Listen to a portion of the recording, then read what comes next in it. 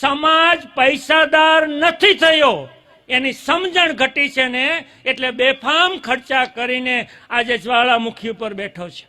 આપણે સુખી થવું હોય તો આપણી હેસિયત પ્રમાણે ખર્ચ કરીને પછી પ્રસંગ કરો તો સુખી થઈ શકાય. આપણે ક્યારે આવું લાંબુ વિચારતા જ નથી. અત્યારે બીજા ખર્ચા મોં ફાડીને બેઠા છે. આજે કોઈ પરિવારમાં કેન્સર, એટેક, બ્રેન સ્ટ્રોક જેવો રોગ આવે ને તો ઘરનું મકાન વેચ્યા વગર સારવાર પૂરી થાય એમ નથી. એવું વિચારો તો ખરા. અને અહીંયા જો બેઠેલા બધાના ઘરમાં રાતે 2 વાગે એટેક આવે ને 5 લાખ રૂપિયા ઘરમાં હોય તો ચિંતા કરો, વાપરો. છે કોઈના ઘરમાં 5 લાખ? કે હોસ્પિટલે જઈએ તો તાત્કાલિક 40-40 હજારના 2-3 ઇન્જેક્શન આપી દઈએ, જલ્દી સારું થાય? એવું તો કાંઈ છે જ નહીં. તો સમજનો પરિવાર તો એને કહેવાય કે આવનારી આફતની પણ જોગવાઈ હોય. આપણે કમાઓ, એમાંથી બચત કરો, અને પહેલું કામ તો મેડિકલ ઇન્સ્યોરન્સ ઉતારી લો. ઓચિંતાની આફત ઘરમાં ન લાવવી હોય તો. દરેક ઘરમાં બહેનો આજે સાંજે ઘેરે આવે ને પૂછજો કે આપણા ઘરમાં બીમાર પડીએ તો વીમો છે? 50%ના ઘરમાં આ મેડિકલ પોલિસી નથી, અને પરિણામે ઓચિંતાનો સ્ટ્રોક આવશે. આજે એટેકમાં તો હોસ્પિટલમાં જગ્યા નથી તમારી કેથલેબમાં ઓપરેશન કરવાની, અને બ્રેન સ્ટ્રોક આવે ને પેરાલિસિસ થાય ને તો 2-3 હોસ્પિટલમાં સારવાર થાય, ક્યાંય આજે જગ્યા નથી લોકોને દાખલ કરવાની. આની તમને ખબર નથી. અને ઓચિંતા ઘરમાં કંઈ આવે તો એની સારવારના પૈસા ક્યાંથી, એવું તો આપણે કોઈ દી વિચાર્યું નથી. હવે વિચારવાનો સમય પાકી ગયો છે કે મેડિકલ પોલિસી હોય તો રાતોરાત આપણે દેવાદાર ન થઈ જઈએ. છોડો, આ રોગ તો ઓચિંતાનો આવે છે. આપણા વધુમાં વધુ ખોટા ખર્ચા હોય તો આપણા પ્રસંગોના છે. એમાં લગ્નએ તો હદ કરી નાખી છે. સામાન્ય લગ્ન કરે ને તો રસોડાનો ખર્ચ નથી થતો, એટલો પ્રી વેડિંગ અને બ્યુટી પાર્લરનો ખર્ચ થાય છે. એ ક્યારે વિચાર કર્યો છે ખરો? આ જરાય હસવાની વાત નથી, ચિંતા અને ચિંતન કરવાની વાત છે. દીકરીના લગ્ન હોય અને તમે બ્યુટી પાર્લર કે પ્રી વેડિંગમાં 1-2 લાખ ખર્ચી નાખો છો, એને બદલે એ જ લાખ રૂપિયા દીકરીને કરિયાવરમાં સાથે આપો ને તો તમારી દીકરી મહિને 1000 કમાતી થઈ ગઈ. એવો વિચાર ક્યારે આપણે નથી કરતા.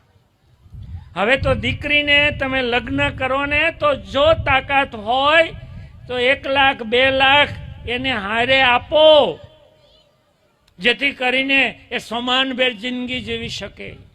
આપણે તો દેવું કરીને આ બધું કરીએ છીએ. મહેશભાઈ, સુરતમાં રહેતો આપણો મધ્યમ વર્ગ 90% કોઈ સંતાનના લગ્ન થાય ને 90% દેવું કરીને લગ્ન કરે છે. 90%. એ સુખી ક્યારે થાય? દીકરાના લગ્ન તમે દેવું કરીને કરો છો ને, એ દીકરો દેવા મુક્ત નથી થતો. અને દેવા મુક્ત ન થાય ને, ઘરમાં જો કંકાસ આવ્યો ને તો એ પરિવારને આત્મહત્યાના દરવાજા સુધી મૂકવા આપણે જઈએ છીએ.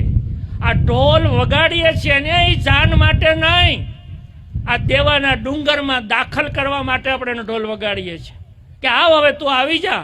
અત્યાર સુધી હું વ્યાજ ભરતો હતો, હવે તુંય ભર. આપણે બેન્ડ વાજા વગાડીએ. આ બધું વિચારવાની જરૂર છે. અને તમે બહેનો ક્યારે વિચાર કર્યો છે? ક્યારે લગ્ન હોય દીકરીના, ગામ આખાને આપણે ફળિયામાં જમાડતા, અહીંયા વાડીમાં જમાડીએ. 500 માણસની જાન હોય કે ના વધારે લાવજો, જાનને જમાડીએ. અને એ દીકરી સાસરે જાય, ન કરે ને નારાયણ, એ દીકરી દુખાય વિધવા થાય ને તો એને બાળકોને ફી ભરવા માટે આ જાનમાં જમી ગયેલા 500 રૂપિયા પણ આપતા નથી. તમને ખબર છે? તમે તમારા બાળકોની આ સલામતી નથી જોતા? ખોટા ખર્ચા બંધ કરીને આવી નાની નાની વાતમાં વિચારો. એટલે પ્રી વેડિંગ, બેન્ડ વાજા, ફટાકડા, ખોટા ખર્ચ બંધ કરીને જે વરરાજાના લગ્ન થાય ને એને 1 લાખ રૂપિયા વધવા જોઈએ કે તો મૂડી મૂકી દે, એની આવક શરૂ થાય. આવક કરવાની જરૂર છે. આ પીડા એટલે બોલે છે, એક નહીં 5-5 વ્યક્તિ એક પરિવારમાંથી અવસાન પામ્યા છે.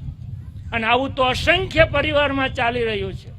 ઘર કંકાસ દૂર કરો, પરિવાર સંપીને રહો, આર્થિક આયોજન કરો અને પરિવારમાં ટેન્શન ન આવે એવું હસતું હસતું પરિવાર જીવન જીવે એવું બધાએ વિચારવાની જરૂર છે.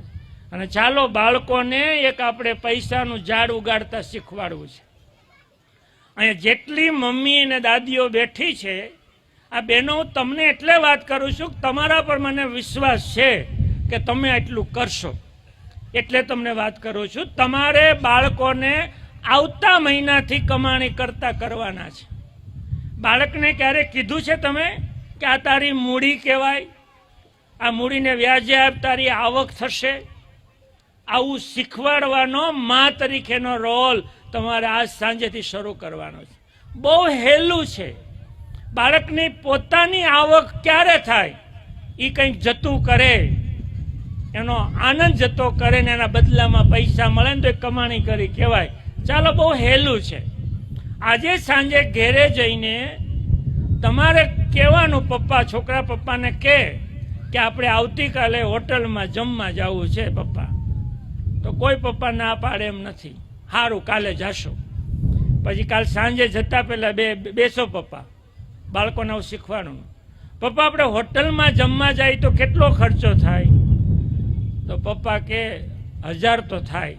સારું, આપણે જમવા નથી જવું, 500 તમારા અને દીકરી કે લાવો 500 મારા. પપ્પા 500 લઈ લેવા. આ તમારી બાળકની કમાણી છે. એણે ખાવાનું જતું કર્યું અને એના બદલામાં 500 મળ્યા. એ દીકરીની મૂડી છે. એ જ રીતે કપડાં લેવાના હોય ત્યારે એમ કહેવાનું, કપડાં મારે 4 જોડી લેવાના છે, 10,000 રૂપિયા થાય. સારું, હવે મારે 2 જ જોડી લેવા છે, 5,000 બચ્યા ને પપ્પા, 2,500 તમારા 2,500 મારા. તો દીકરીની 3,000 મૂડી થઈ કે ન થઈ? આવું તો દરેક ડગલે ને પગલે આવે. અને 3,000 રૂપિયા એ દીકરી કે દીકરાના કાકા કે મામા કે ફૂવા કે બનેવી જે યોગ્ય કમાતા હોય, વ્યવસ્થિત વ્યક્તિ હોય, એને દીકરો કે દીકરી એમ કે લો કાકા, આ 3,000 રૂપિયા મારી મૂડી છે, મારે તમને વ્યાજે આપવા છે. આ 3,000 રૂપિયા તમે રાખો અને દર મહિને તમારે 30 રૂપિયા મને તમારે આપવાના. તમારો બાળક 30 રૂપિયા કમાતું થયું કે ન થયું? બાળકને પોતાની આવકનો અહેસાસ કરાવો.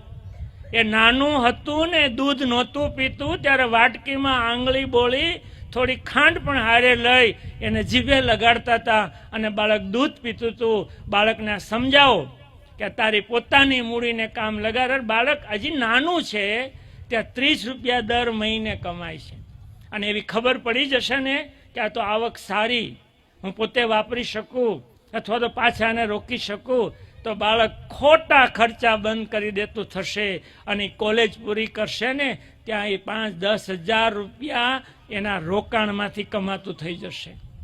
આ સામાન્યથી એક ઘરમાં આને કહેવાય પૈસાનું ઝાડ. અમારે અમરોલી કોલેજના ડૉક્ટર મુકેશભાઈ ગોયાણી છે, આપણે રામાણી સાહેબ ગોડે પ્રિન્સિપાલ છે, એને 2-2.5 લાખ રૂપિયા પગાર છે.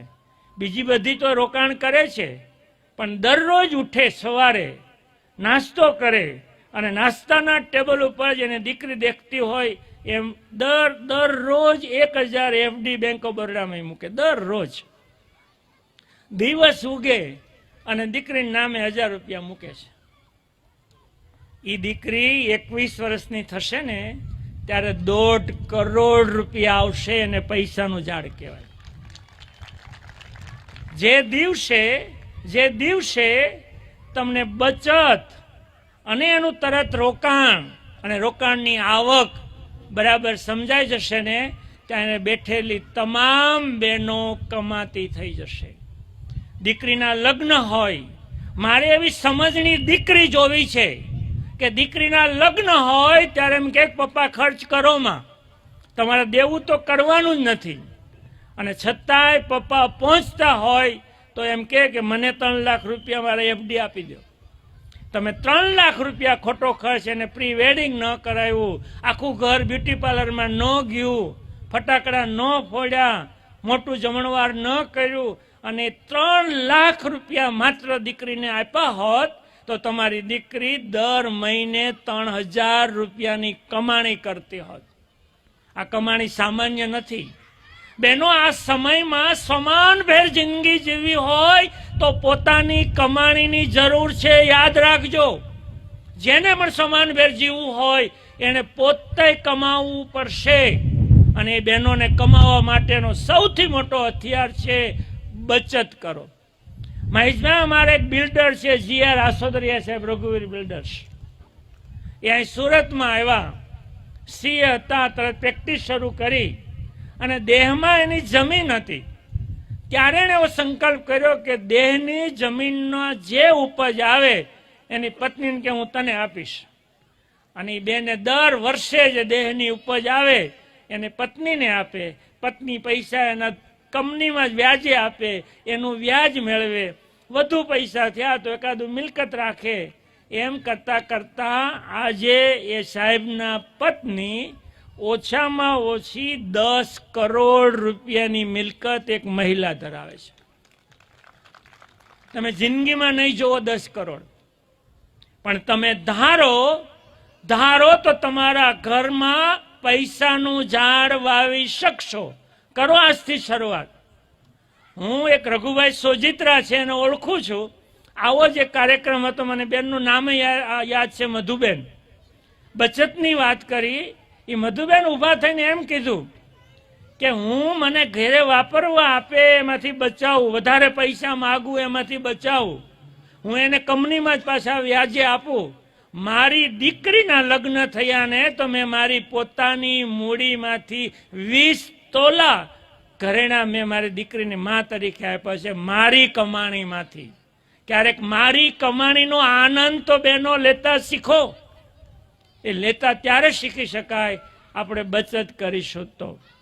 ઘનશ્યામનગર ગામ બહુ સમજણું છે અને આજે મહેશભાઈ પણ ઘણી વાતો કરવાના છે, એટલે વિશેષ મારે નથી કરવી. પણ આપ સૌએ મને ખૂબ શાંતિથી સાંભળ્યો એ બદલ આપ સૌનો ખૂબ ખૂબ આભાર. Thank you.